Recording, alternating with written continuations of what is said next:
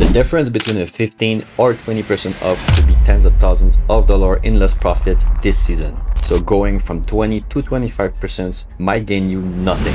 In the next few minutes, you will understand the S-curve principle that separates profitable brands from those racing to the bottom. Now this chart shows you how profit per visitor respond to discount amount. I'm not saying there's a magical universal number. I'm saying there's a range and your job is to find yours through testing. And what you will find is that there will be different zones. One of them is a dead zone, from 0 to 7% off. Customer barely notice it. The impact on profit per visitor is close to 0. There's also a sweet spot between 10 and 20% off. Each percentage point can drive meaningful gain in profit per visitors. And beyond 25, you should stop and check incrementally. Are you truly moving more profitable order, or are you just giving away margin for free? To know the amount, you can ask those 3 questions. 1. What can you afford? If your gross margin is 40%, you have room for experiment. And if it is 15%, every point really matter. 2. What do your customer expect? If you rarely discount, 10% may feel generous. If you often run at 30%,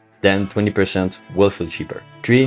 What's your goal? If you want to maximize your profit, you need to stay conservative. But if you want more market share, you might accept a lower margin to acquire more customers. And here's the thing, you need to segment difference. You do not have one S-curve, you have several of them. New customer might peak around 20%, while email subscriber might peak around 10% of discount. You need to test different segments with different peaks. And here's how you can find those peaks. Step 1, you need to define the range. For example, from 10 to 30%. And the step 2 is to smart test these intervals. Do not only test 10, 15, and 20, and 25. You need to add values in between, like 12%, 18%, 22%, and even 28%, just to map this curve for your brand. Step 3, you need to measure the profit per visitor only. Profit per visitors equal the conversion rate times the average order value times your gross margin. The revenue peak is not the profit peak. If your profit is objective, this is the metric that matters. And here's all the common mistakes to avoid.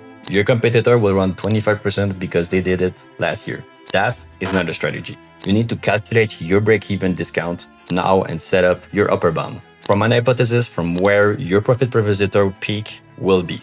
And then you need to write that down with every test. Once you find your peak, not the one of your competitor, you have to do a testing, you have to measure, you have to choose the right amount to maximize your profit per visitor for your brand. And that is science, and it beats guessing every single time.